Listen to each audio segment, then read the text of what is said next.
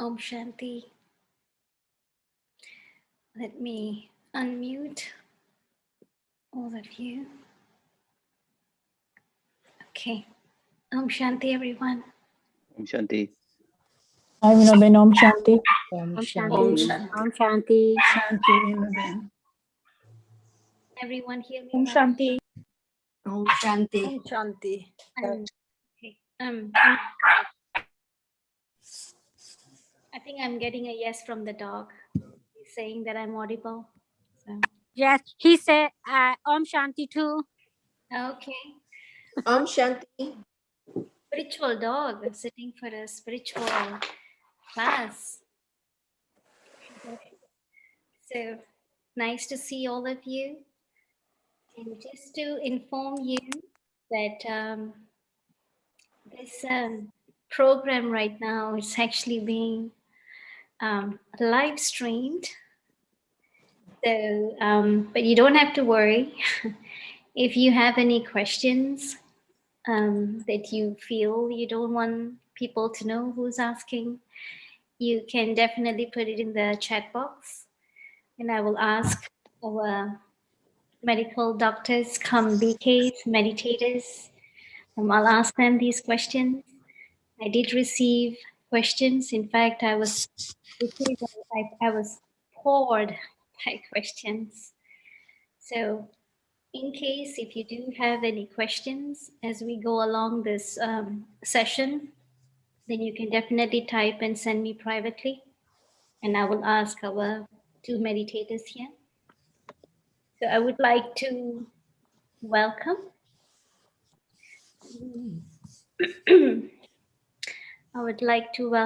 Kanishtaben Shwetangpai, all the way from the East Coast.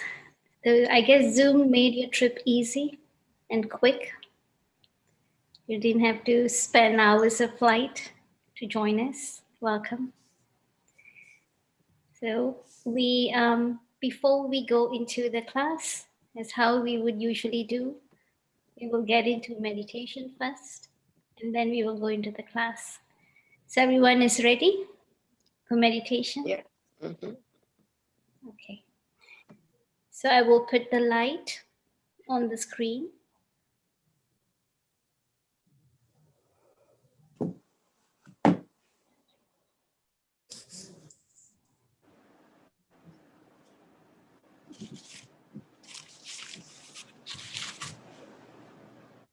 So I'd like to request all of you. In fact, I will mute all of you right now. And then when the meditation is over, I'll unmute you. So let me sit back comfortably, keeping this body relaxed.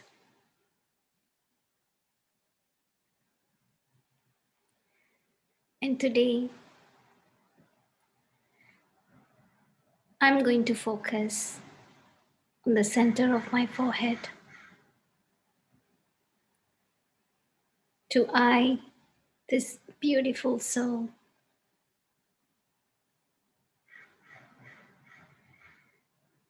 I am a living deity seated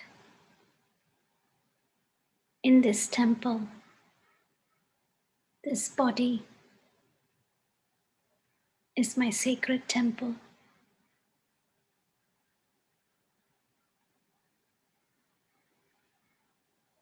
In order to keep this temple clean, I need to keep my conscience clean.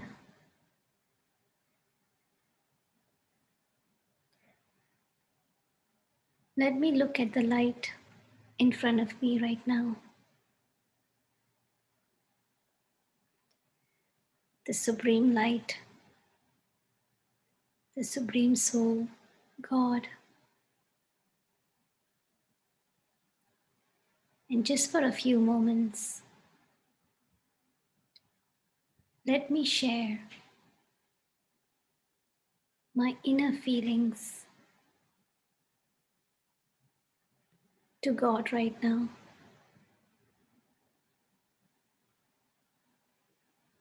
Whatever I'm feeling right now, whether it's anger or disappointments or doubts or anxiousness, whatever I'm feeling right now, share it with God.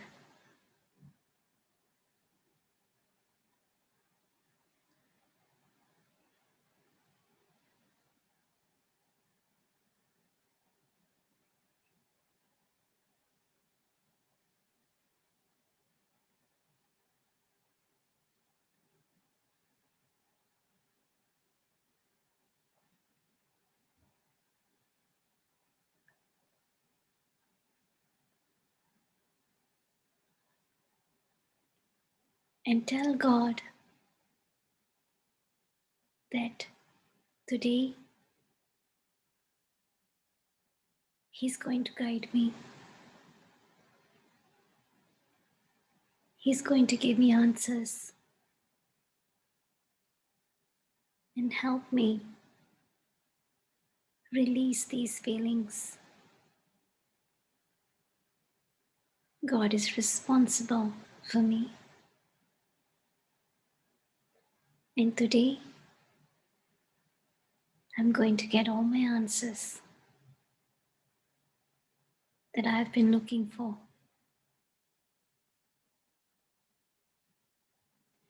Knowing that my life is entrusted to God now, I'm going to pay attention to what God wants to show me today. That God wants me to understand today. I'm fully focused in my present right now, and I'm ready to listen to what God has to say. Om Shanti.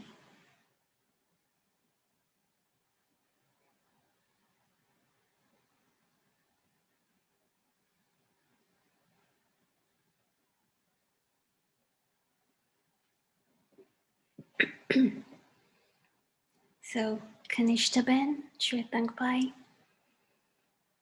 firstly, I'd like to ask you, would you like to be a co-host? Is there something you would like to share? Not really. So we are okay as long as we can mute and mute. Okay, yeah. I think everyone can unmute right now. So welcome to this, it's a, I wouldn't want to say overwhelming class, but definitely it's an informative session from all the questions that I received, whether through emails, through phone calls, through text messages. I could clearly understand that all of us right now are probably going through some similar situations and not sure how to face, how to help, whether it's my family or whether my friends. So today we will gradually understand how we can do. And of course, there's one thing we need to learn, we need to understand is no effort is an overnight success. And you will learn more what I mean by that. So I'm not sure who is going to go first, but I definitely would like to ask you this question, that what we say is habit or addiction right now, at one point of time, I think it could have been just a innocent try, right? wanting to probably try out, maybe out of necessity or out of curiosity. But how did that innocent trial end up becoming a habit that we get stuck on? But first of all, even before I answer this question, or we answer this question, we would like to express our gratitude and joy as well in participating in this session. It is a joy truly to be able to serve people around the world, and here sitting on in the East Coast, being able to serve people on the West Coast, and that too, like you said, without any difficulty. And really speaking, we have in the past 20 years of our being with the Brahma Kumaris and learning the Raj Yoga meditation, there has been such a tremendous transformation within ourselves, and we've received such beautiful pearls of wisdom from the divine source, the highest intelligence, God Himself, through the power of meditation.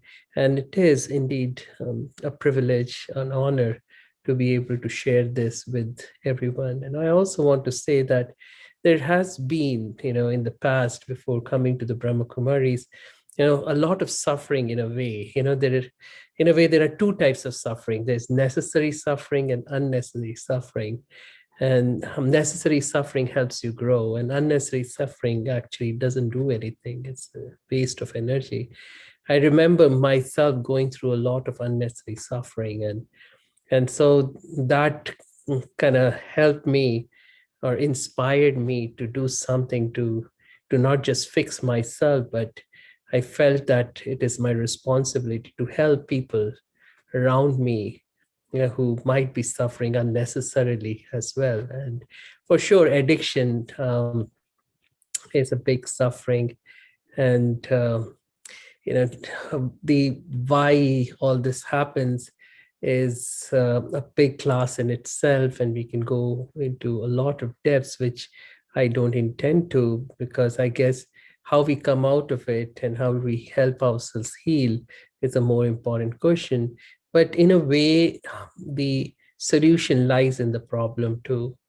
And so if we do at least a little bit to dissect the problem, then the solutions become very obvious.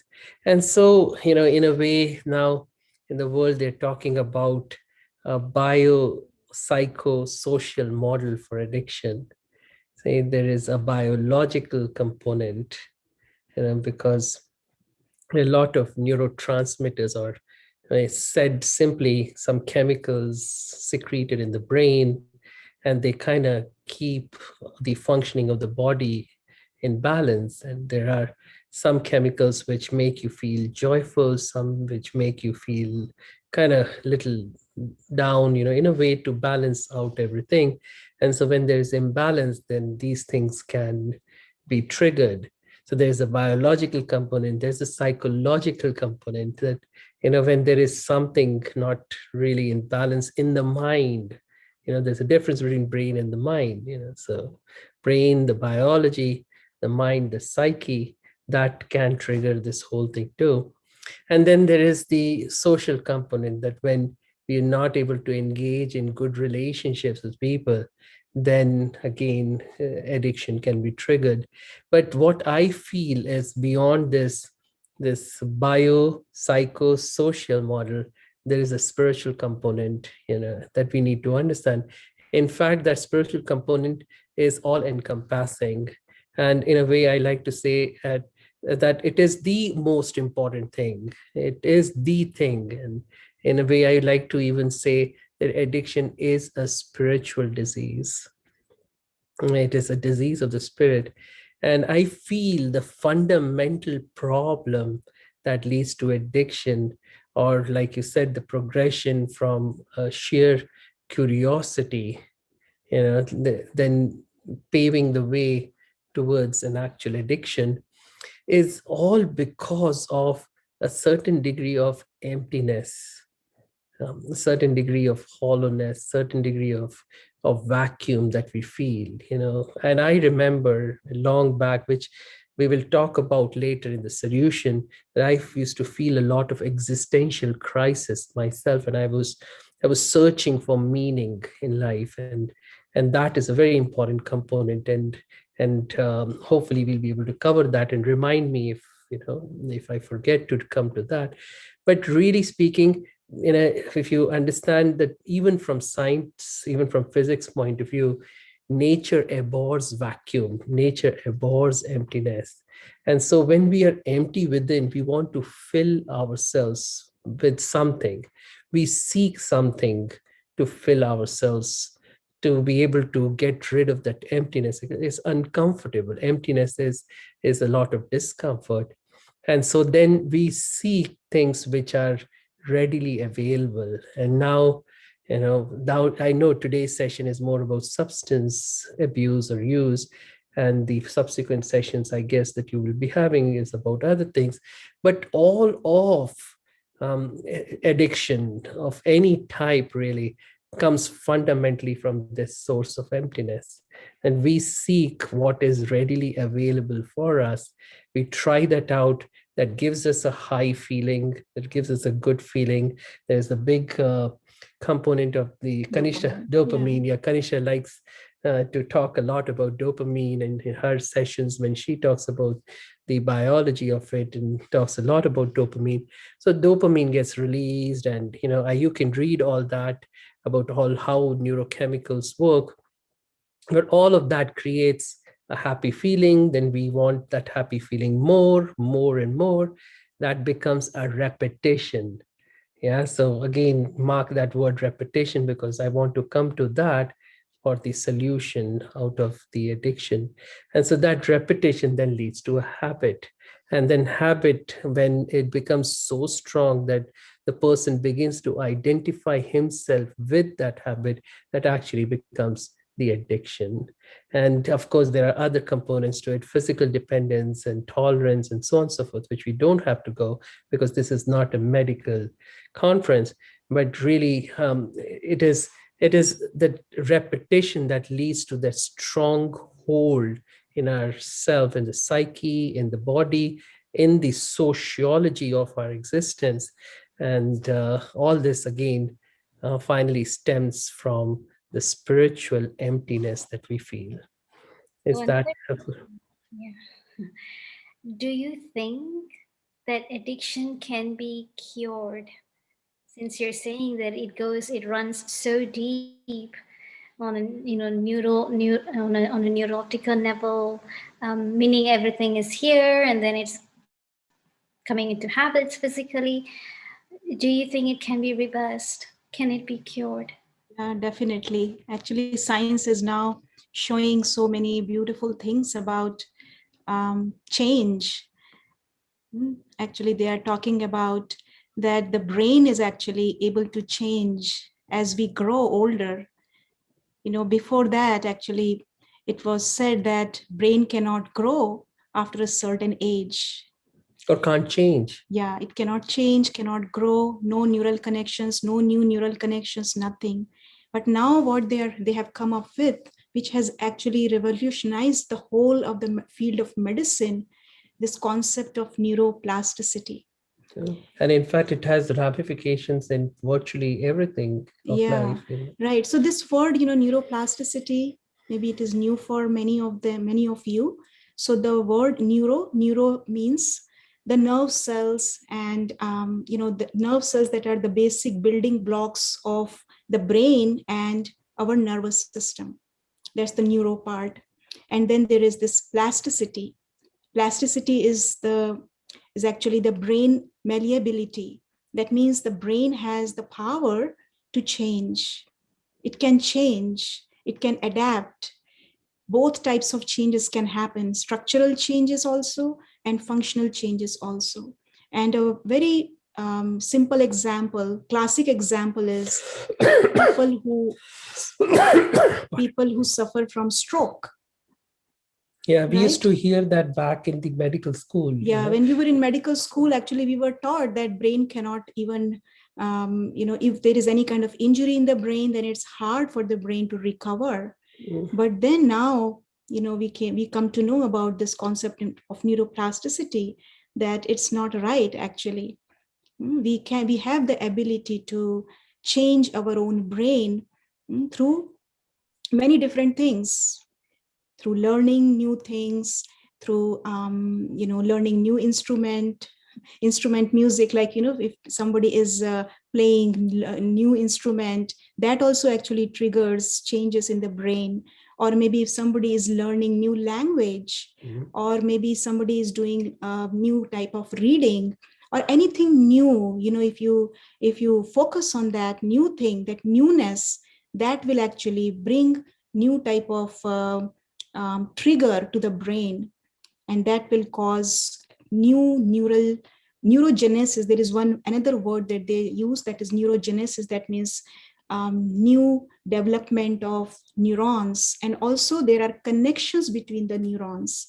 So these neural connections also, new neural connections, they actually happen throughout our lives. It's not that only when we are born and after a certain age. It's not like that. Yes, definitely they say that when we are young, then the possibility of neural connections is much more. But as we grow, then also it's possible. It's not that we cannot change. It is possible. Yeah, in other words, change is the most constant thing in this whole universe. Everything is changing around us. Everything is changing within us. We're all changing at all times.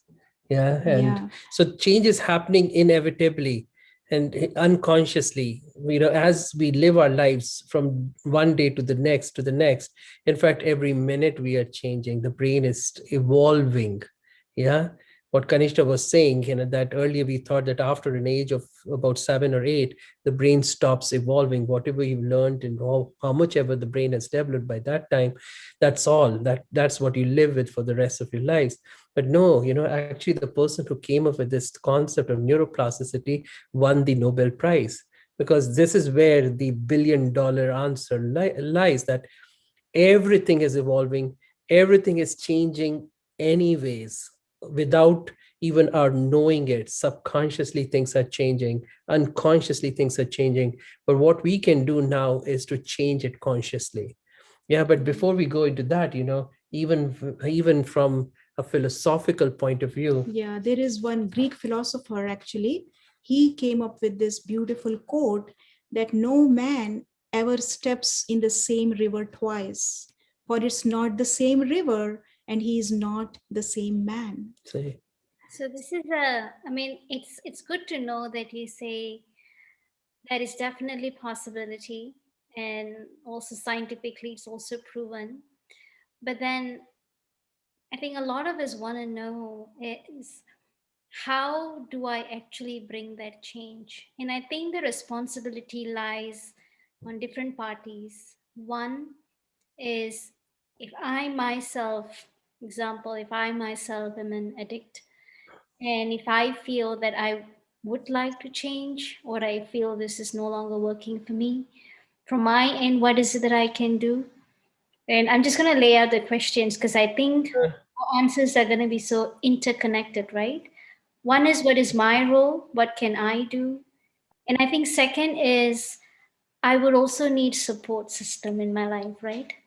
Like whether my family, my parents, or my spouse or my children, so people that I live with, how can they support me? So it's two. One is, what is it I can do for me?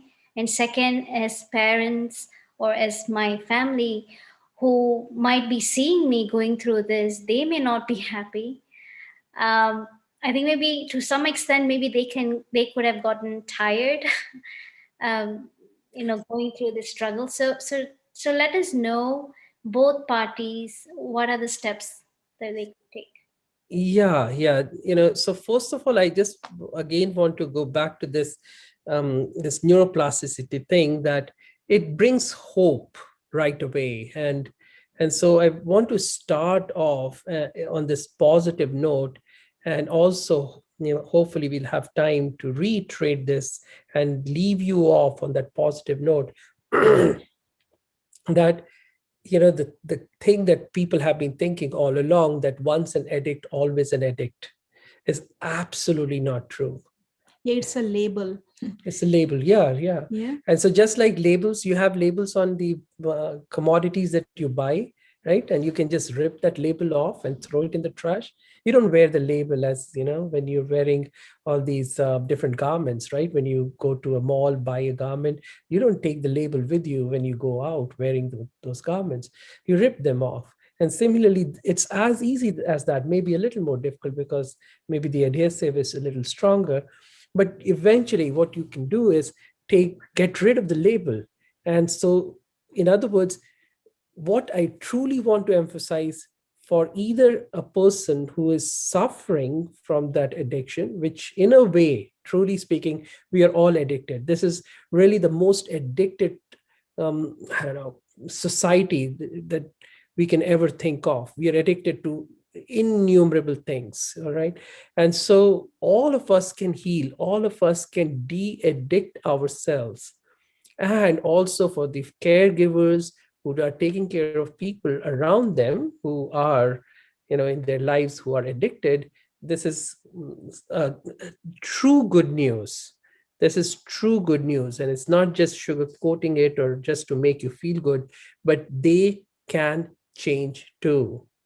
Right? And we'll try to go over all of these components of how we can change ourselves in a way to change others. And so whatever we are going to share now, think of it as, if you are a caregiver, many times what happens, let me start from here, is many times we think that the responsibility is on the shoulders of the person who is going through, he has or she has to change.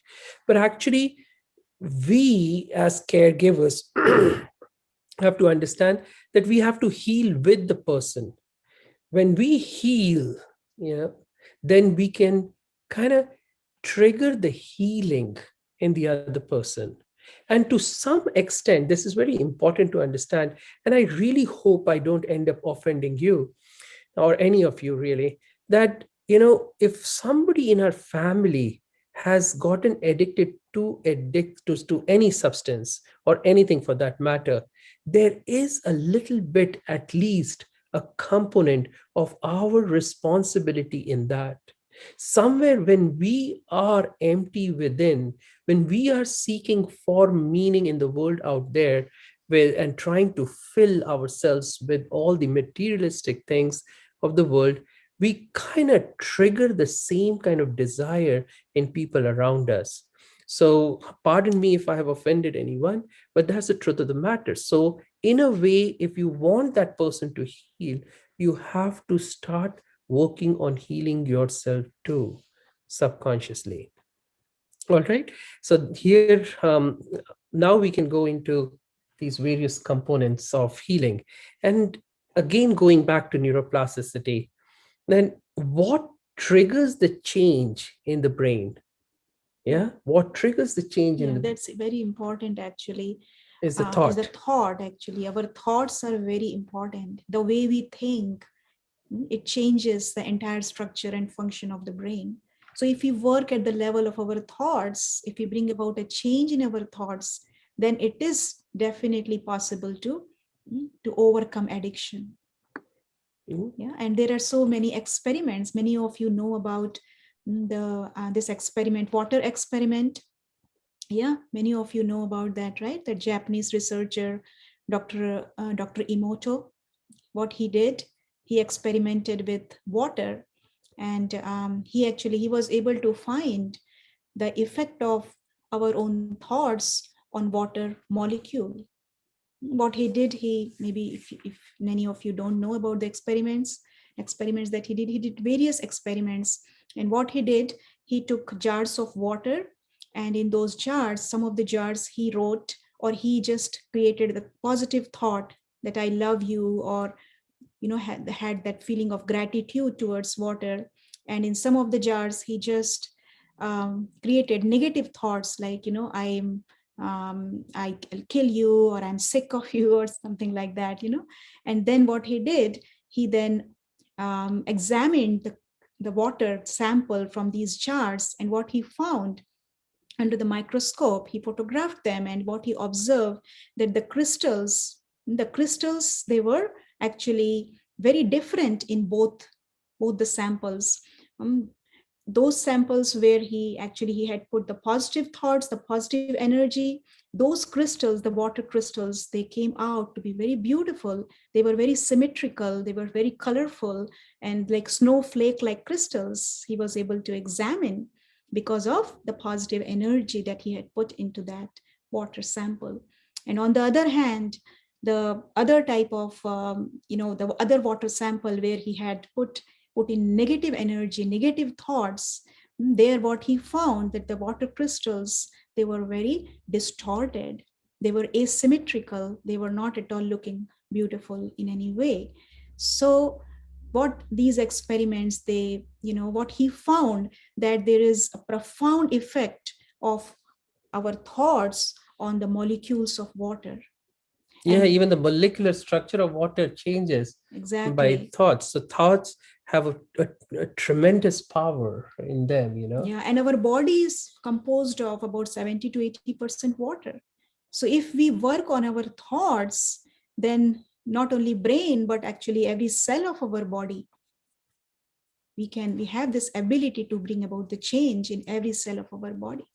And if every cell of our body changes, then definitely the neurochemicals, they will also be released. Whatever neurochemicals they are getting because of taking the drugs from outside, the same kind of chemicals, we have the power to release those chemicals. Actually, the body has immense capacity to release those chemicals.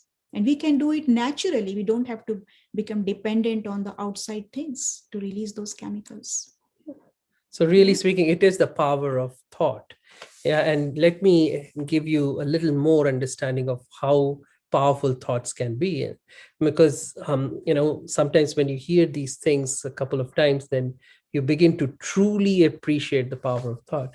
And they have done so many experiments now. I mean, really speaking, in a way, this conversation is redundant because there is nothing to prove about it. But I just want this message to be driven home, that truly thoughts are powerful. What they found is, in these experiments with long-term meditators or even short-term meditators, they do these functional MRI scans or positron emission tomography scans of the brain, and they found that even with short periods of meditation, there was functional changes in the brain. Just positive thinking for 15 minutes, 20 minutes, and then getting into the scanner, they found that people had changes in the functioning of the brain in different parts of the brain. And over a long period of time, these changes in the function, because when there is increased activity of certain areas of the brain and decreased activity of other areas of the brain, there's changes in the blood supply, changes in the metabolism, and so eventually there is changes in the structure. Certain areas of the brain start growing, and other areas of the brain where we don't really need to use too much, they start to shrink. So many beautiful changes begin to happen in long-term meditators just by the power of thought. Yeah. So actually, it's not just long-term meditators, but when I was doing my master's in public health a few years ago, at that time I did a research in pain patients. And what I did, I asked these, I did these experiments, this research in pain clinic. These patients were coming with all different types of pain, low back pain and knee pain, all different types of pain. And what I did, I asked them to first tell me about their pain score. So their pain score was really very high, 8, 9, 10, like that. And then I asked them to just meditate for 10 minutes. I guided them through the meditation commentary, just like you did it so beautifully in the beginning. I guided them through that. And before and after the meditation, I saw that their pain score level, actually it went down. Even their heart rate, their respiratory rate, their blood pressure, everything went Yeah, down. breathing, respiratory rate. I don't think they will Respiratory rate understand. means the breathing. Yeah. Everything went down just in 10 minutes. So it's not about just that only long-term meditators. No, yeah, that's true. I said that short-term meditators, there's changes in the functioning, and long, even 10, 15 minutes of positive thinking can cause a change in the functioning of the brain. And so you see how powerful thoughts are. Yeah. So your thoughts can destroy you, and the same thoughts, yeah, if you use them in the right way, if you create the right kind of thoughts, in other words, then they can make you what you want to be or who you want to be. Yeah. So yeah. Sorry. Let me ask you this question. When you said that, I'm just going to refer to the example that Kanishtaben was sharing, where after the meditation, I think you said that their score rate was lower than before they started, right? Yeah. So is it that the pain in the body reduced, or their mind has stopped focusing too much on pain? That's a very good question, actually. What happens, these thoughts that we generate in our mind, they actually impact the brain as well. And then the release of chemicals, the type of chemicals that are released, that are actually affected.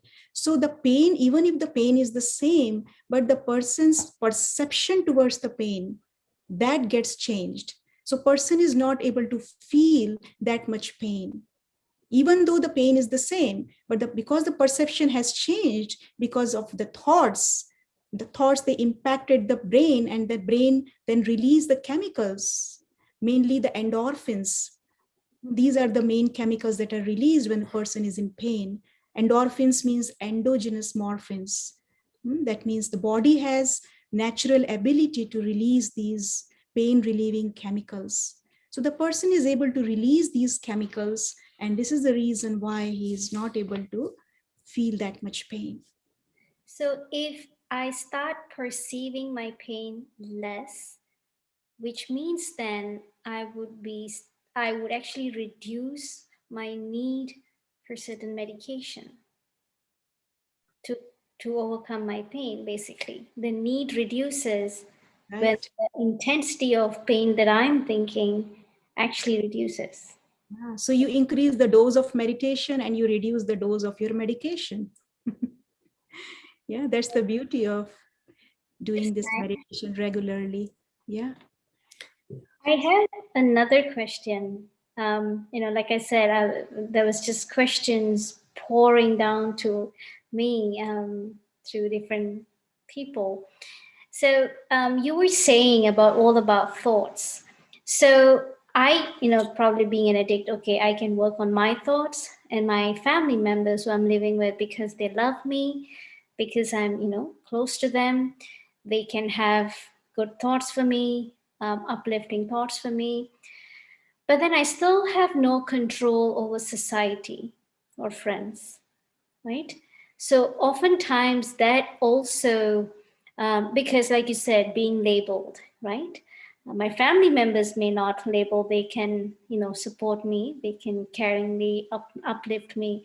But then it will be very hard for me to expect that similar conduct from friends or society or community. There's one question came about where um, the person who tried to come out of that addiction, they had a big social circle, friends, and then friends started, isolating that person. Yeah. They were not able to get a job in the community, and Yeah. then that led to depression and suicide. So how can I um, what can I do to counteract the influence of society on my life? Yeah, so see, this is a problem throughout society, throughout I don't know, life in general. Even in medical field, we as physicians like to label people as a heart patient, a diabetic, a hypertensive, and so these labels then become part of the psyche of the person, becomes their identity. And so somewhere we have to work through this. We cannot kind of blames society for where or what it is doing. Somewhere we have to break that vicious cycle of society influencing us, and then replaying what the society expects from us. And I feel I feel the answer lies in, again, this power of thoughts. And so if it's okay with you, I can go a little bit deeper into this whole understanding of power of thoughts. Because in a way, our thoughts get organized into beliefs. Yeah. And so there is this beautiful concept in psychology called as self-fulfilling prophecy. I don't know if people have heard of that. Yes, the self-fulfilling prophecy, what it says is that our beliefs lead to our outcomes. So in other words, what we think is what we create. Yeah, sometimes this kind of thing leads to a feeling of what, magical thinking or something, some sort of magic is happening out there. But no, actually there are some links that we need to understand between the belief and the outcome. And in a way there are two. Yeah, one is the first one. Yeah, in progression, the first one is our expectations. So if we believe in something, our expectations from that changes. That then leads to changes in behavior, and then changes in behavior lead to the outcome. So say, for example, if I see myself as an addict, and I truly totally believe myself to be an addict, and I truly believe that I can never be fixed. Once an addict, always an addict. I am an addict now and I'll die an addict. If, say, I think this thing, then my expectations from me will be the same. I'll have very low expectations from myself, because of which my behavior will be the same. I will not change any behavior. And so I will end up as an addict all my life. And so that becomes a vicious loop again. Then it will be like, yeah, see, I told you I can never change. And that's the way the society also sees. The society sees a person. So here you see the self-fulfilling prophecy works in very complex ways. So one is we creating beliefs for ourselves and we acting out in a certain way, and then creating our reality. But this self-fulfilling prophecy also works when others see us in a certain way.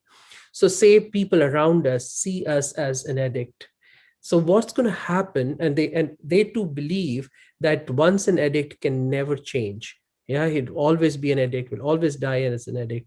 So their expectations from us or me, yeah, will not change or will be very low, because of which their behavior towards me will be in a certain way. And this will all lead to the outcome that is not favorable. I will continue to live and then eventually die as an addict. Yeah, it makes sense. So first of all, what we have to do is to change our own belief. Yeah, we have to change this fundamental thing, that we can fix ourselves.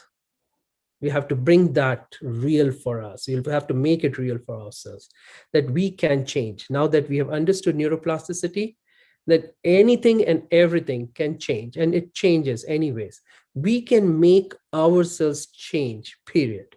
So with this belief, now what's going to happen is our expectations from ourselves will change.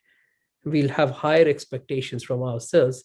So our then behavior will also change. It'll be a more higher quality behavior, and therefore we can then change ourselves. We will be able to create a life that is free of addiction. Yeah, is it helpful enough? So Yeah. let me rephrase it. So let me see if I've understand it right. So you're saying that the way I perceive myself, whether I realize it or not, I'm actually attracting that same perception from others. Yes, that too. All right. So you've gone one step ahead.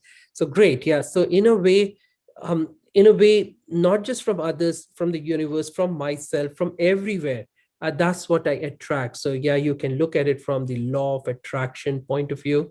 So yes, when we kind of see ourselves in a certain way, we create expectations from others too around us to see us in a certain way.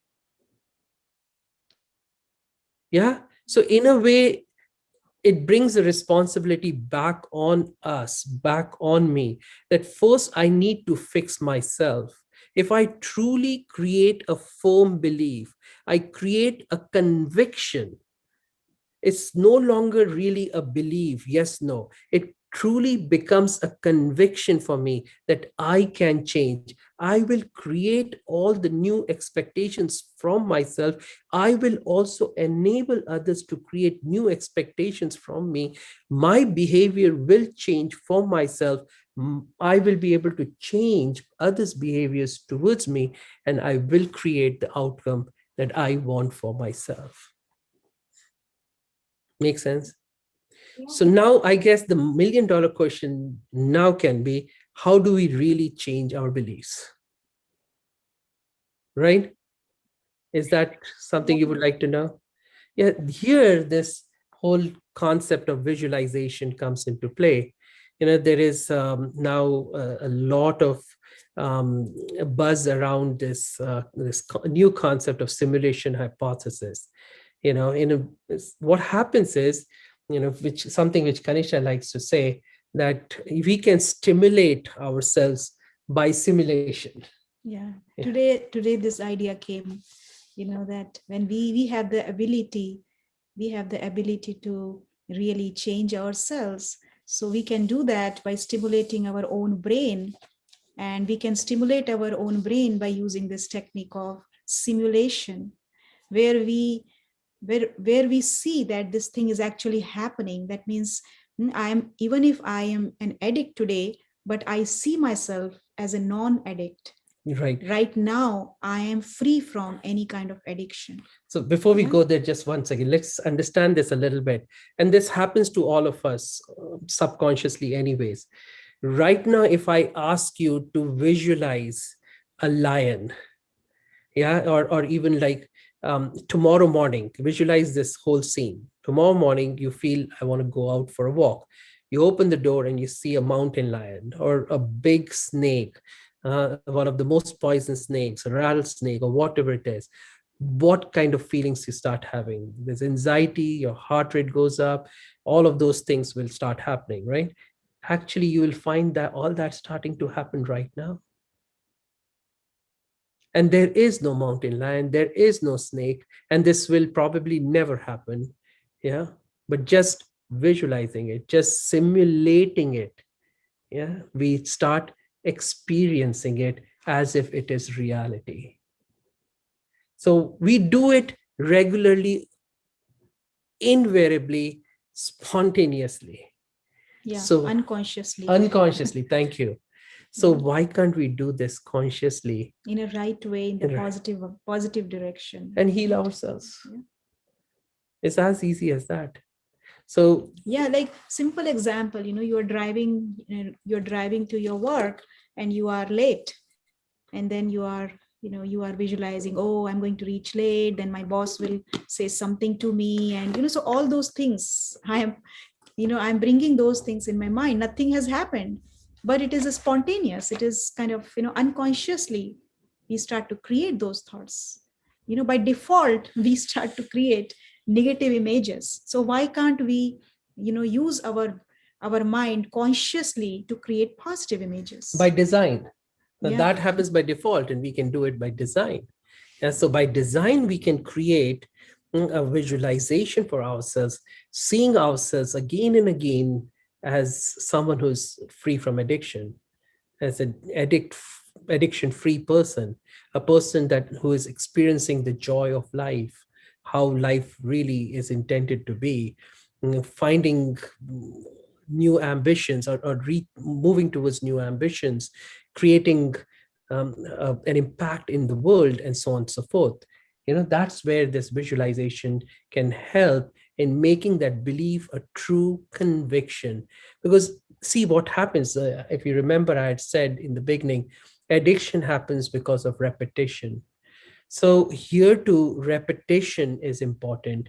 When we are creating the belief that we are healing or we have healed, there has to be a repetition in that.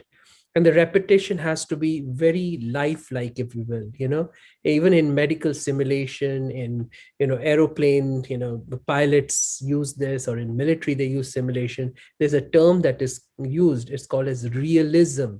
How realistic is the simulation?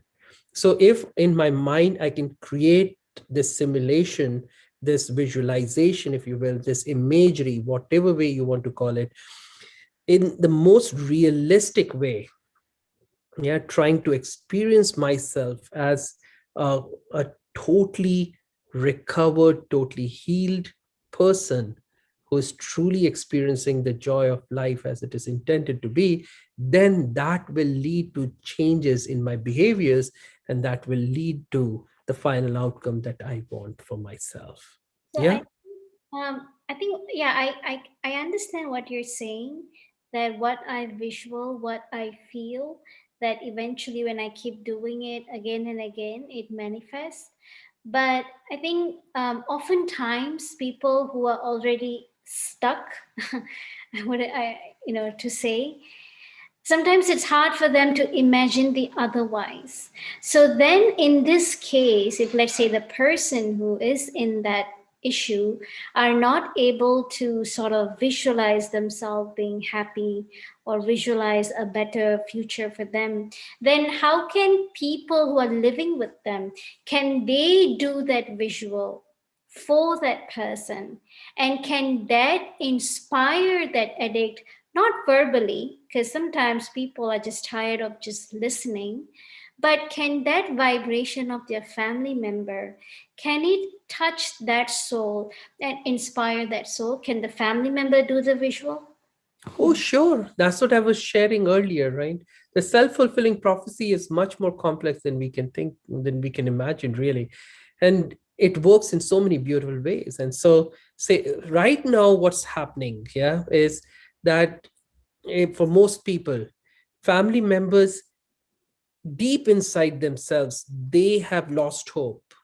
They have been told by people all along, they have been told by society in general, the medical field, this person is not going to recover.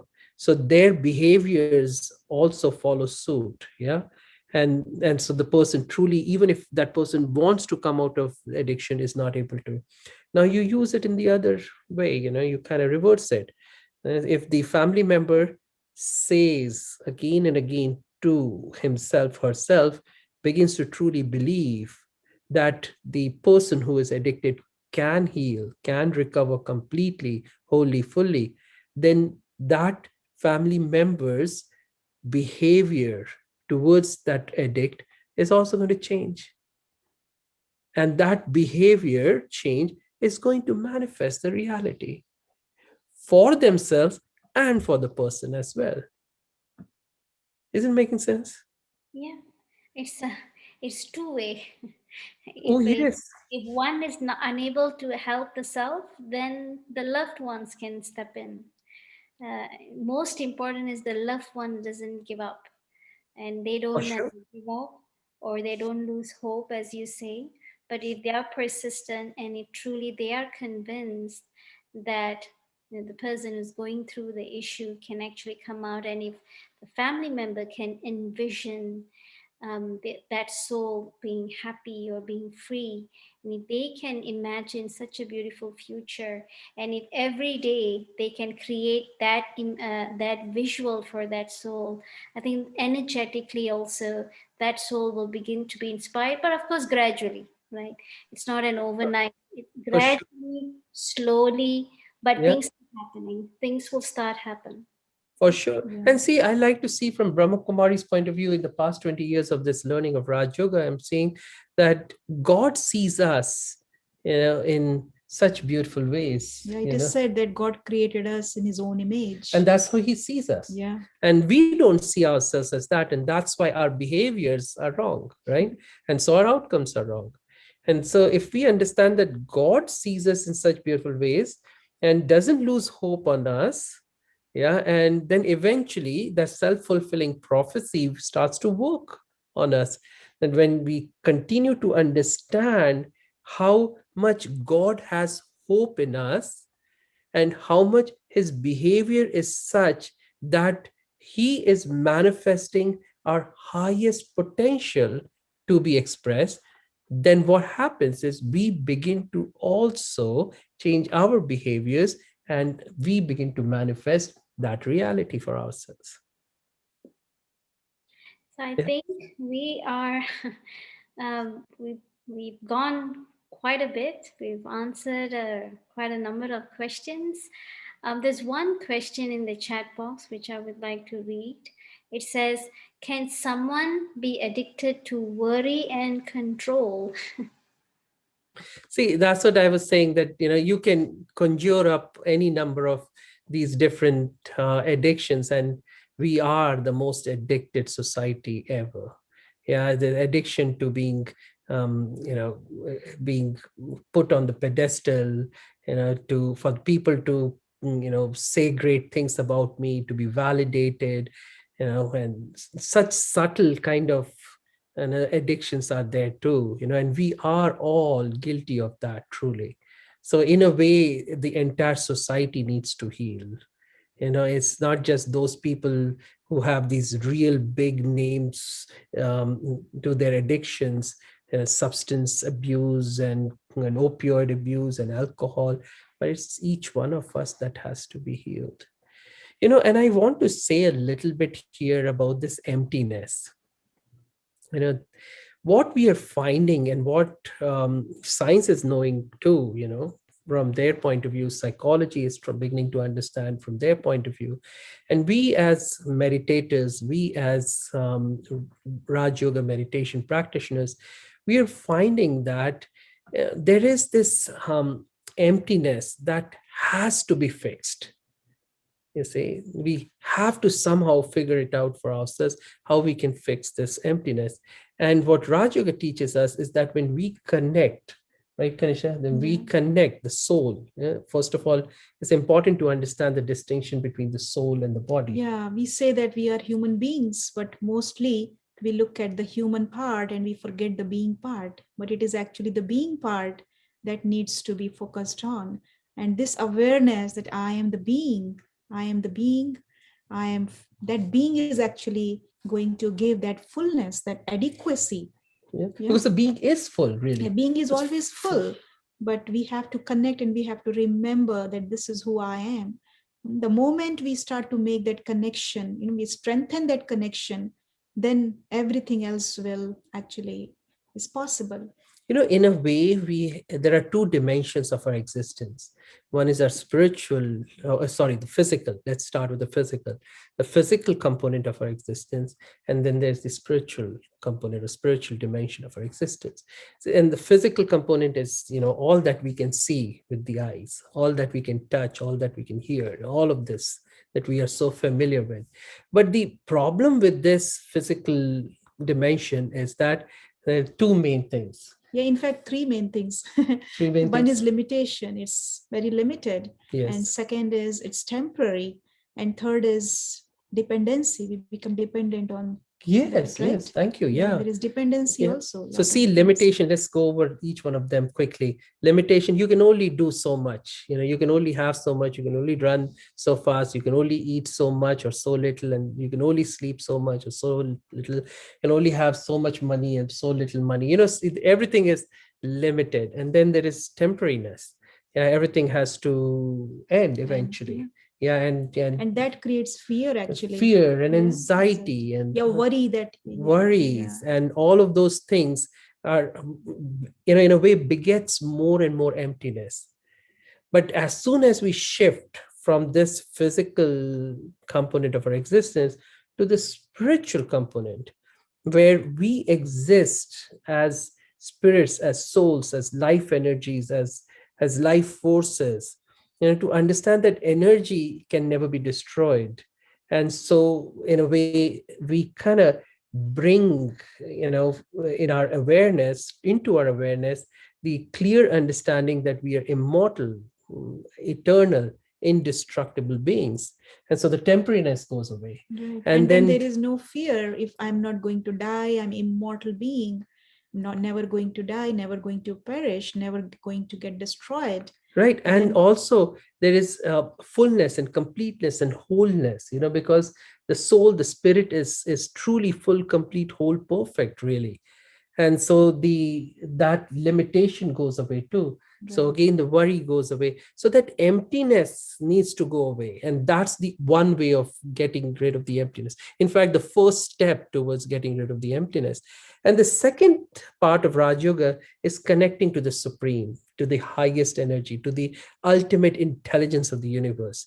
And as we make that connection, then we are able to draw the energy of the universe, the energy of God into our lives.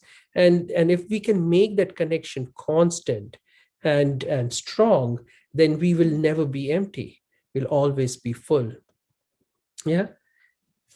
So I think that's the question that was Can you asked. please repeat how to fulfill the emptiness? Sorry.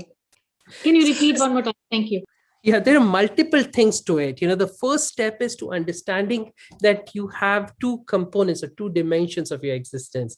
There's a physical dimension and the spiritual dimension. We ignore the spiritual. We are totally stuck in the physical.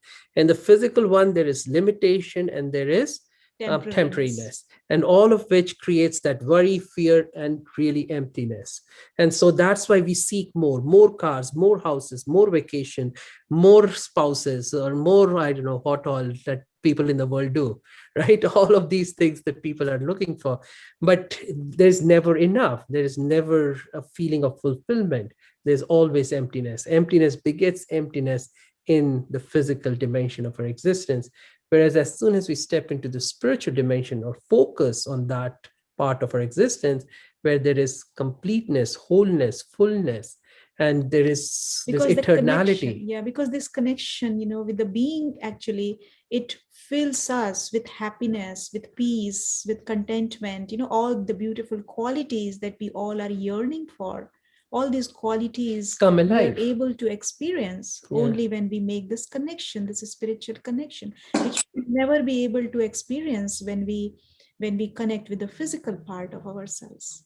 So Yeah. that's why, if you really want to get rid of that inadequacy, that emptiness, it's very important to connect to your real self. And that is who you are. You are truly a Full, being. Yeah. and you being that is full, that's complete, that's whole, that's perfect, that's light, that's energy, that's immortal, that's indestructible. And then the second component is the understanding that we can make this connection with the highest energy through the spiritual component of our existence. And there you can draw as much energy as you need, as you want, and you'll always be full. Yeah, that's why we compare that supreme energy with an ocean. And ocean is so vast, ocean is so full. Can never So, be empty. yeah, so if you are connected with ocean, then there won't be any feeling of any trace of emptiness. And then there is a third component in all of this, is how we live our lives, and I want to take this, if it's okay, can I take a couple of minutes in this? Sure. Yeah. There are Yeah. a few Yeah. other questions, so Yeah, yeah. no, just couple of minutes, and I have a feeling that it might answer some of those questions that are coming up in the chat box. There is this, what I was sharing in the beginning. There is a lot of existential crisis that is going on in the world, and a lot of it is because we living our lives, or leading our lives almost meaninglessly. We are so self-centered, so selfish, so much of me culture that has totally kind of overwhelmed our existence. We are dominated by the self-preservation concept of of life, which really is not necessary. It's all about us, and in a way, our smallest suffering becomes so big. You wake up in the morning and you don't find your beautiful pink socks, and you're devastated.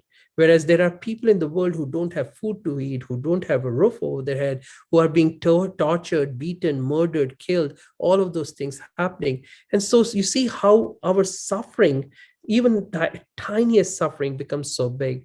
But the only way we can get out of our tiniest suffering, which actually for us is the biggest suffering, is to be able to rise beyond ourselves, do something big, do something meaningful for people around us. So in other words, going out into the society and serving others. In other words, self-actualization, if some of you may have heard this whole concept of Maslow's self-actualization, or in other words, me finding my destiny through the service of mankind.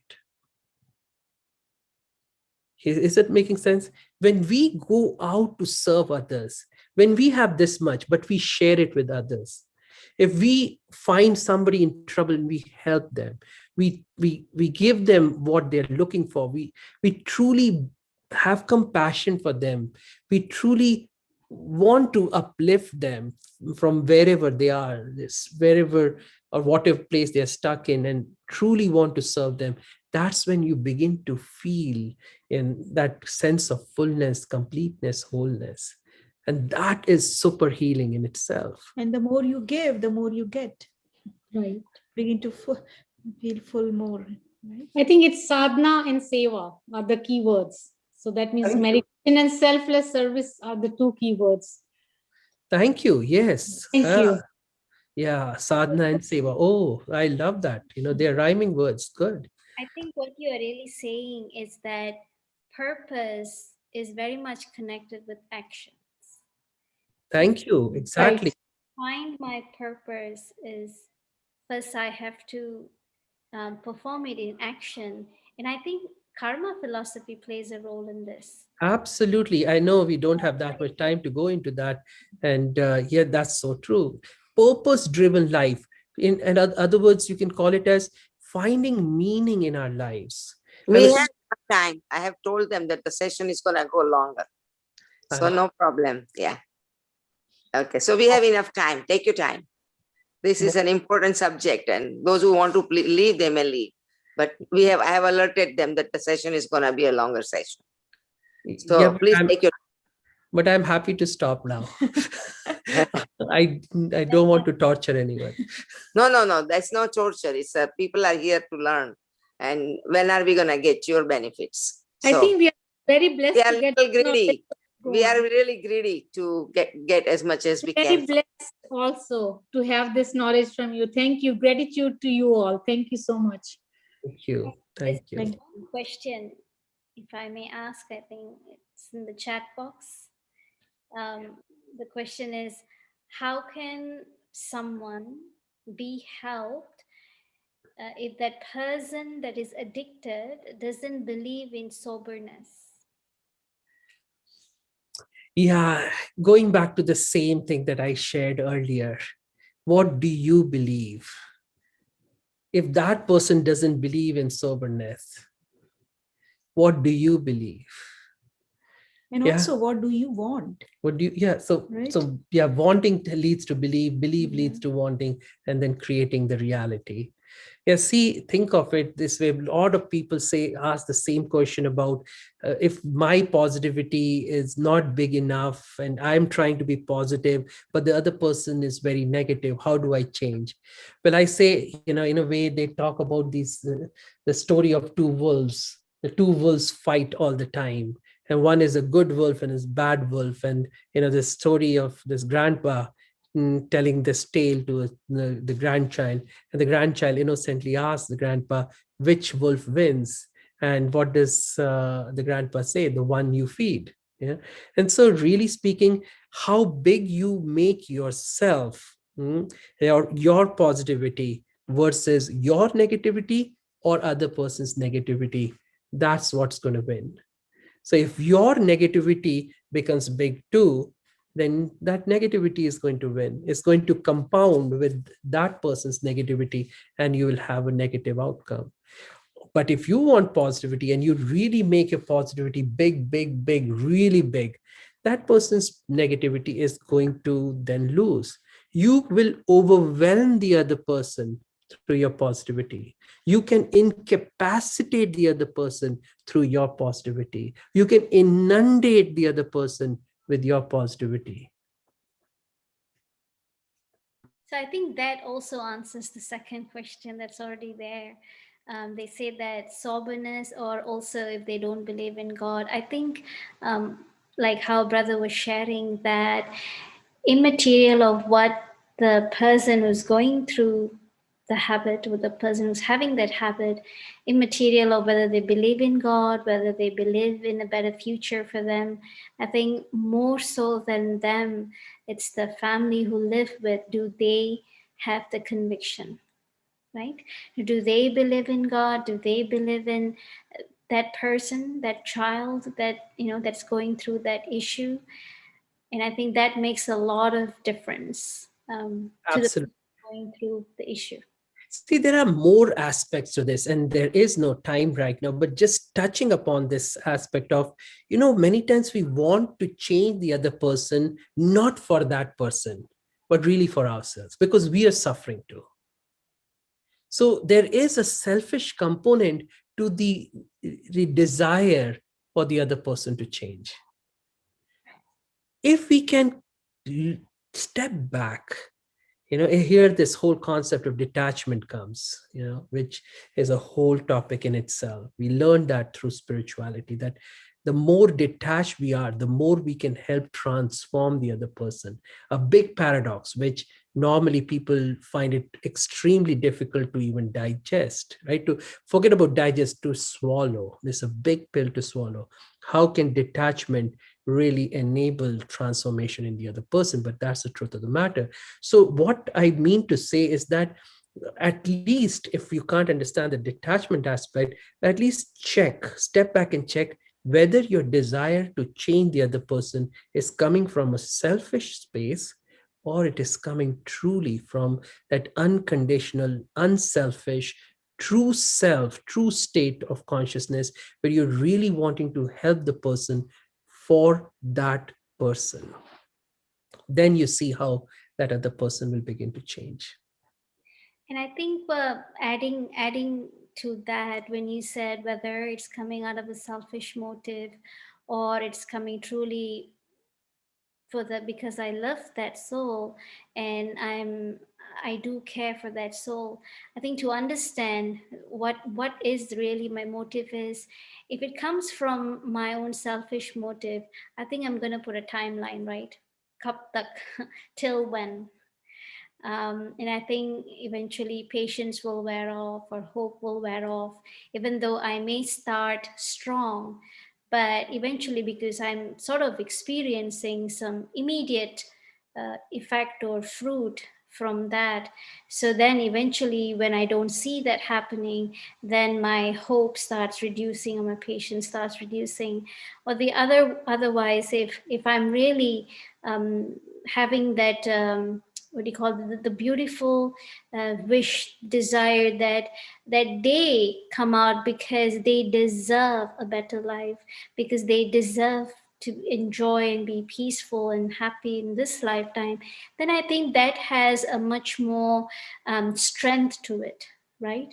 Meaning that you wouldn't set a timeline, you wouldn't say when will you come out, but you're just saying that, okay, let me invest this energy of hope in them, even though whatever I say they may not listen, right? Like I said, words, people, that's why we have 2 ears, maybe here one side and off the other side. So whatever we say, people may not hear, especially them. But I think the more and more we are more focused in seeing that better future for them, and the more and more we are intended to continue supporting them, True. nevertheless of what is gonna be their reaction to it. I think eventually that will lead to a good result, right? Exactly. Because see, attachment in itself is negative energy. You cannot bring positive results using negative energy. End of the story, really. So if I have attachment, I will create what you, like you said, timelines. I will expect things to happen for me. I will lose patience. And so this component of patience too comes through detachment. Detachment is positive energy. Attachment is negative energy. I cannot really serve anyone positively using a negative tool. Okay, I think a lot of your questions in that chat box was answered. Is there anyone who would like to ask their questions? Yes, sister, I have one question. Go ahead. What if all the loved ones around you keep nudging because they have their own belief system and they do not like what you are practicing, or they don't understand what is going on around you, and they keep nudging? They will find faults. They will keep doing whatever they keep doing because they have their own belief system. See, think of there is a heater in the center of the room, and there are 25 air conditioners that you have put around that heater. Yeah, which will win, the air conditioners or the heater? It depends on which is more powerful, which continues for a longer period of time, which shows resilience, if you will. Yeah, yes or no? So Whether basically, the room will heat up or cool down. Yeah. Right? it will totally depend. Totally depends. Yeah. So see yourself as the center heater, and there are 25 people around you with different beliefs. Now, if you have the ability, the grit to continue believing in what you are believing in, if you continue to hold on to your belief, if you can make it into a conviction, and all this has to come from certain degree of truth. I can't believe in I'm going to hang upside down for the rest of the day, and in other words, there has to be truth in the belief. So if it is coming from that truth, then you can work on it to make it into a firm conviction. Then it doesn't matter, the whole world can be against us, and we can still hold on to our conviction. It can't be, your situation really can't be as bad as Nelson Mandela's, right? He was incarcerated for what 20, 30 years, and every day mentally, physically tortured.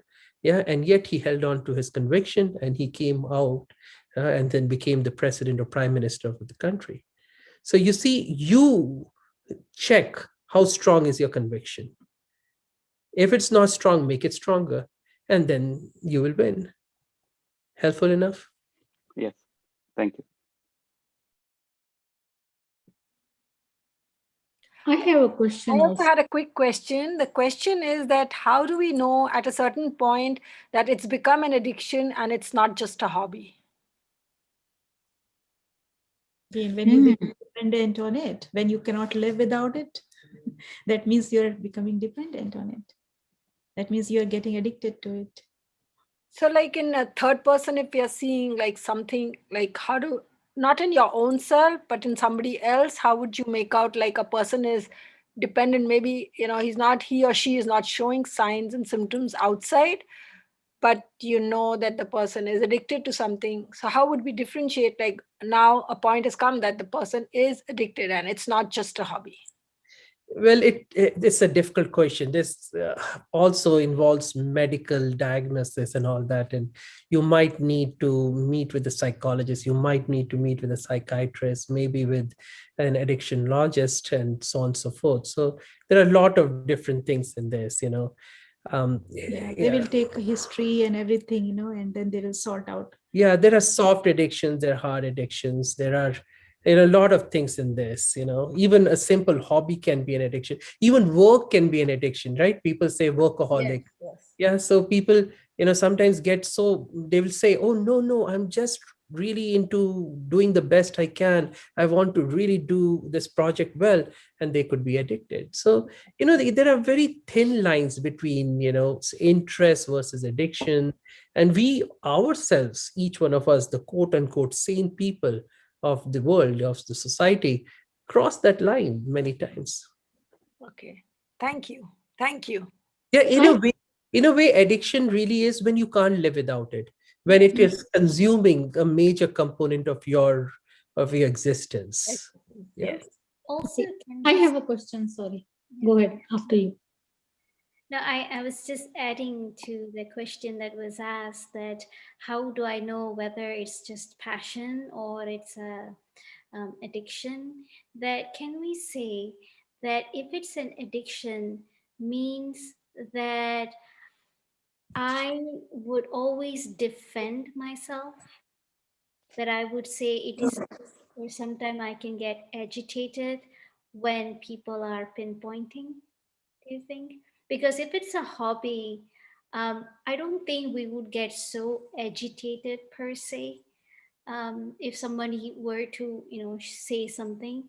But if I'm really sort of, my lifeline is already hanging on to that habit, then I think probably I would feel threatened when somebody is saying something, because I think deep inside, our conscience is saying something else, right?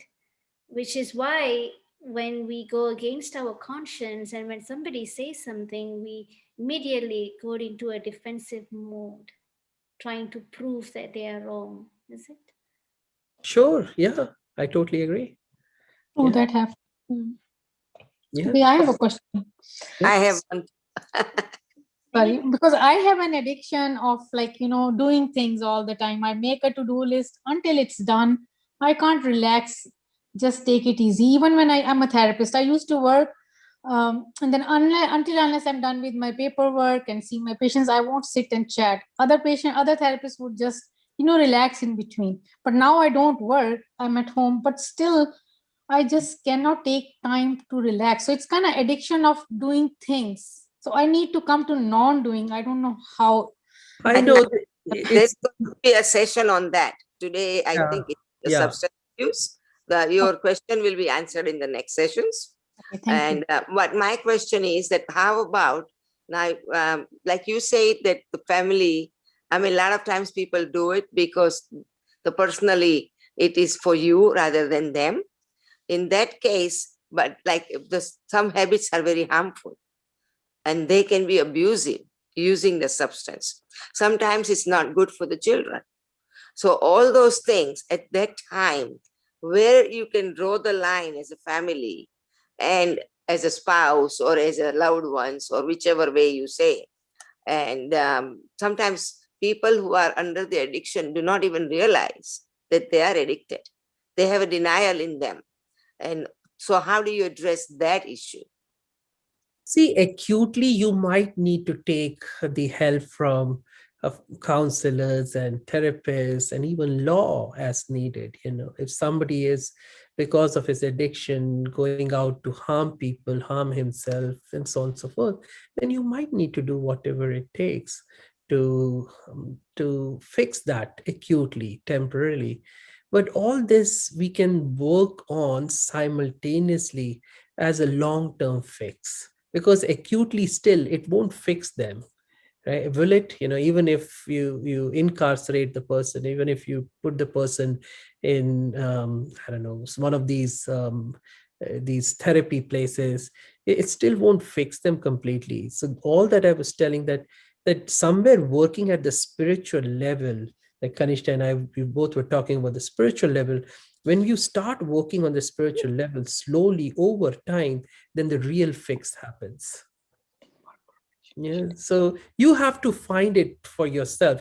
There are hundreds of different scenarios, but somewhere use your discretion, see where you feel that this is really getting dangerous for yourself, for the family members, and you might need to take professional help. So yeah, this session is not a substitute for any professional help. Right. No, but my reference was that how about the relationships? That's where the relationships can get hurt. And for them to come out with the positive thing when the child is being hurt or himself, herself or himself is being hurt or something like that. At that time, for a family to come up with positive affirmations is the only thing you see, or there's something else they can do? Yes, positive affirmations are creating positive energy. eventually will help them heal. There is And also positive visualization that we talked about. Yeah, that visualization will help you create the positive energy. See, if sometimes, like as doctors, if you come to me, like you're a doctor too, it looks like that, say. So when patients come to us, we have to give them injections, we have to put IVs, we have to do so many things. We are hurting the patient, but really we are helping them. So there is help in the hurt, you see. And so sometimes we might need to take a stronger stance. We might need to take the bull by its horns to fix it, even if that may temporarily create some sort of discord, some sort of discontentment in the relationship. But eventually, when the soul gets healed, the soul will come back and say thank you to you. Yeah, again, but make sure that whatever you're doing, check this out. And it is not easy to check it out, but really deeply understand where is it coming from. Is it coming from that selfish state that I want the person to change for me so that I don't suffer, or really I'm doing this so that that person doesn't suffer? Can I address a question that, just a response to a question somebody had about what is an addiction? I'm also a physician, and the definition is actually much broader, and it starts with problem use. And problem use is essentially anything that starts to affect your life in a negative way, and you continue to use it despite that. And then it sort of advances to a more serious phase, which is addiction, when you really, it not just affects your health or your relationships in a small way, but in serious ways where you may get a DUI, or, you lose a marriage, or all these types of things. So I just wanted to comment on that, because just to broaden our perspective, especially in our South Asian culture, where we're used to sort of stigmatizing a person with addiction as like, somebody on the street, a drunkard or something like that. Whereas oftentimes it is actually the most successful people that have to hide behind these, these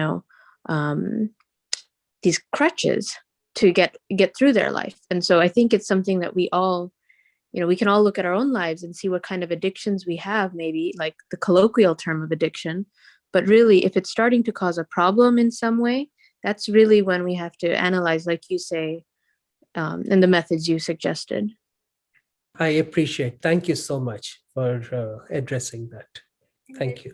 One question that keeps repetitively coming in the chat box is, am I addicted to doing work perfection? That means, can perfection, being a perfection, also be a form of addiction?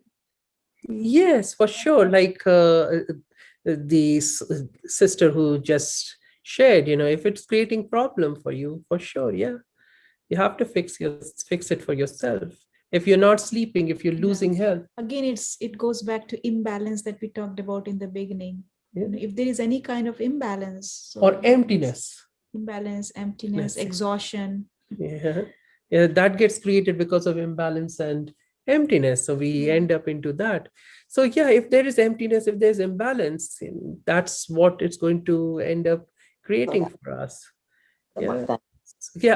So say there's emptiness, that my self-worth depends on my achieving this much. Yeah. This whole concept, we couldn't even address it in this, really, is this whole concept of self-worth and self-respect, if you will. Yeah, where to understand that, what is my worth coming from? Is it coming from being a perfectionist, showing myself that I have achieved this, and this? Then I'll keep running after that to address my self-worth, because my self-worth really depends on those. But if I can disengage the two, I can hold on to my self-worth that is independent of anything and everything around me. Yeah, and see myself as an image of God, see myself vibrating in the same frequency as God, see myself as someone that is loved by God all the time, no matter what. Then I don't have to prove my worth to anyone. Then I'll be able to heal myself from being a perfectionist. But I have no one to show to. It's only me. To you, there's nobody else in the house. Anybody else needs to know. It's for me. I know. So you want to show it to yourself, sort of, in a Oh, way that happens too. It happens. okay. We want to prove it to ourselves. But So also, then you don't have to prove it to yourself. You already know you're full, complete, whole, and perfect. You don't need to prove to yourself. Forget about proving to others.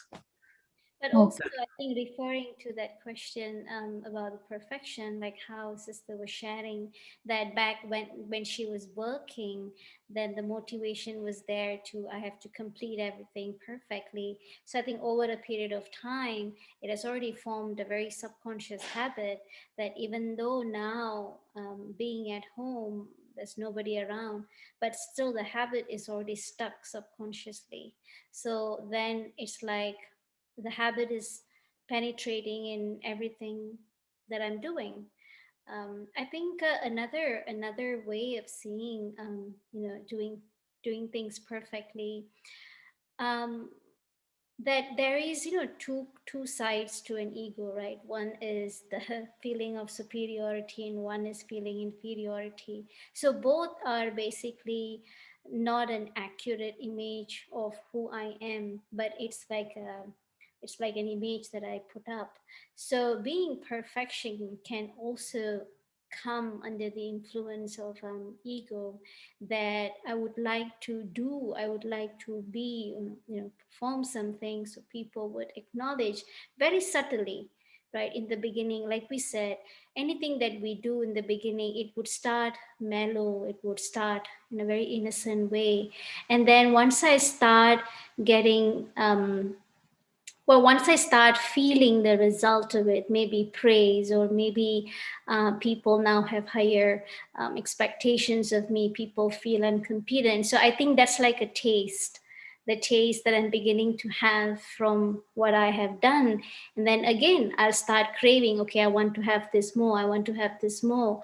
So then eventually that whole idea of wanting to do everything perfectly now becomes sort of like an aggression, right? Because I want to feel Yes.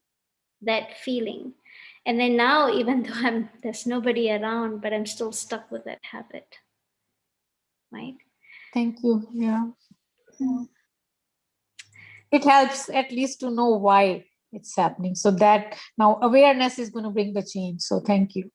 Yeah. So one last question I think we can take is, when a person says I can sleep on my bed only, is this also an addiction? Can preference be an addiction? Why are we complicating addiction so much? Why don't we simplify it? You enjoy your bed, say sleep in it, Okay, I guess whatever. Yeah, it's it's what's the just big deal? if you get a chance to be on your bed, perfect. If not, then by whichever bed you're sleeping, you can visualize you're sleeping on your bed. Yeah. See, these are all attachments. In a way, yes, it's all addiction.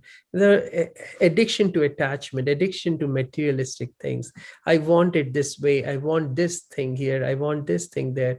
All of these things come from that core of emptiness. Fill yourself with God's love. Fill yourself with self-love of that higher quality, and fill yourself with service of mankind. All of these things will go away. I think we are to the end now, to the end of the time now. And I think it was quite, I wouldn't even say quite, I think it's pretty much informative. And I think a lot of people came to a point of realization, came to a point of awareness. Maybe hopefully we hope that some of you have even received answers to what you were looking for, and how to, moving forward, what are the steps that you can do to help yourself or to help others. Yes, can I say that you did receive your answers? And if not, we can have it in another session. Sister Ravino, Yes, did we tape this yes, it is. for future for us to kind of listen to it again? Thank you. Everything is recorded, yes. Do you have one thing I want to ask? That I really like that self-fulfilling prophecy thing. can we have a little more knowledge on it, or do you have some links to read about it, or something on it on the next session maybe? Or So something? our guest speakers Ah. were officially invited to the next session. The next session that we are actually going to explore is on social media and technology. Basically, that's high time, that's big time addiction, different forms of technology and Instagram or Facebook or Twitter. So, and considering because of this pandemic, we've been forced to be indoors. I think we have sort of channeled our boredom or loneliness or just going into a routine life. We've channeled it to social media. And now, when things are finally opening up, when we have to get back into our um, old, I would say, routine or what we are supposed to do, I think we feel stuck. We feel stuck with this new habit that we've created over a year. So that's really what we're going to emphasize and explore in our next Thursday session. And any questions that you have pertaining to that, you can send it to me via email or text message, or I did receive some of your phone calls. You're most welcome. And we will keep this momentum going because addiction is addiction anyways. It doesn't matter whether it's in substance or whether it's in technology. But we are addicted to you. sorry? We are addicted to you, sister. Right. Hopefully it's harmless. Yes. So thank you so much for this beautiful session. So can we wrap up with the meditation? Kanishtaben, would you like to lead us? Yes. We really want to thank the speakers. Really appreciated your talk today. Thank you. It's our honor to Yeah, serve. it's our pleasure. Thank you so much. Thank you. Thank you for having us. Thank you, Vinoben. Thank you so much. I've known them for quite some time. We do visit, we do off and on meet. We have a retreat center in New York. We have a Brahma Kumari's retreat center in New York. It's called Peace Village. So every year we do have retreats for us. And that's where I would meet them.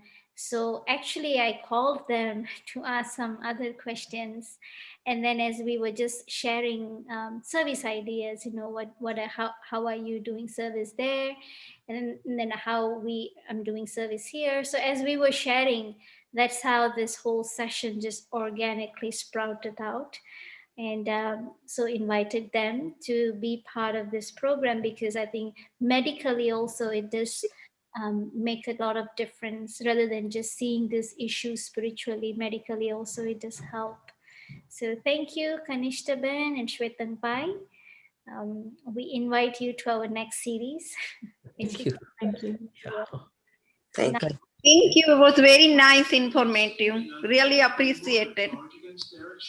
So now what I'm going to do is I'm going to mute all of you. Kanishtaben will lead us into meditation. And as how we always do, once the meditation is done, we're not going to share, we're not going to speak. I will just quietly end the Zoom session. So take this experience back home with you. Okay? If you have any questions, then do send me via email or text message. Okay. Om Shanti. So I'm gonna mute all of, and then Kanishtaben, I will send a request for you to unmute. Okay.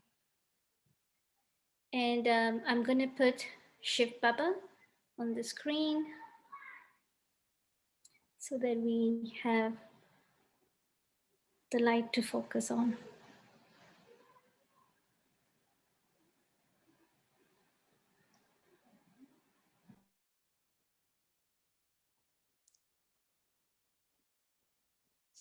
So let's together take this beautiful journey to experience our true self.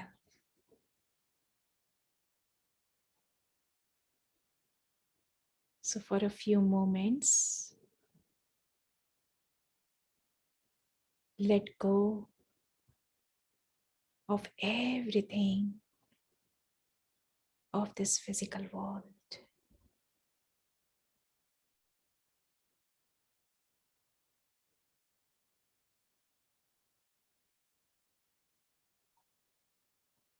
And very gently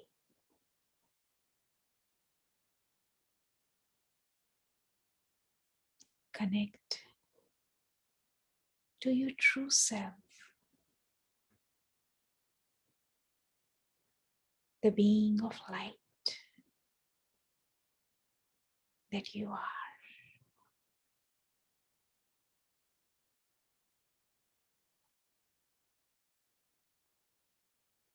Light that is imperishable, immortal, indestructible,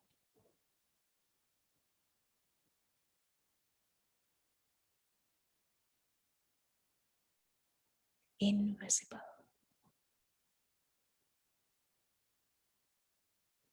Create this powerful thought in your mind.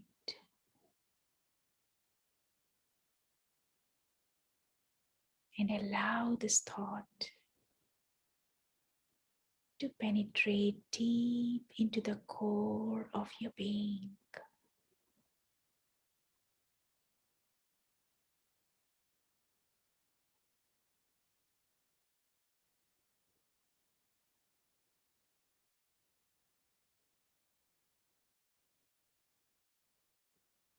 As you connect to this light, you begin to feel full and contented.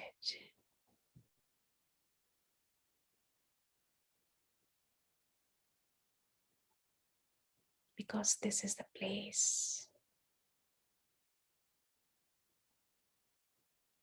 which is full with peace, love, happiness, all the beautiful qualities. And this is what we all need. So from this space of fullness, of lightness,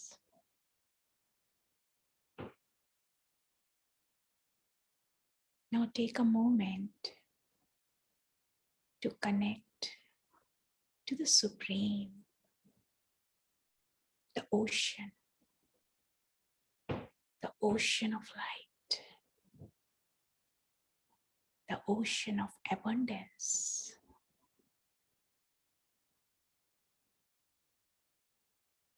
the ocean of peace,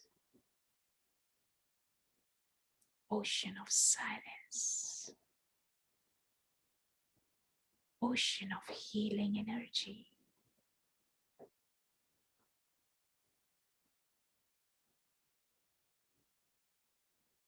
Allow yourself to feel the flow of His pure love.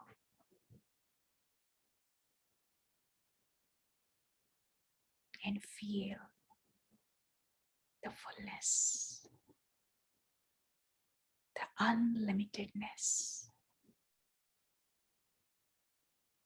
And from this space, you can see your life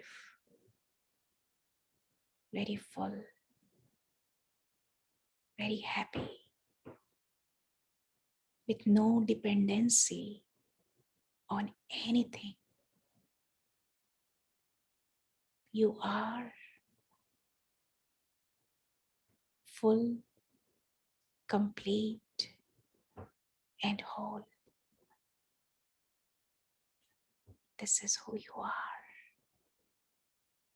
This is how God sees you. remember, remember, remember.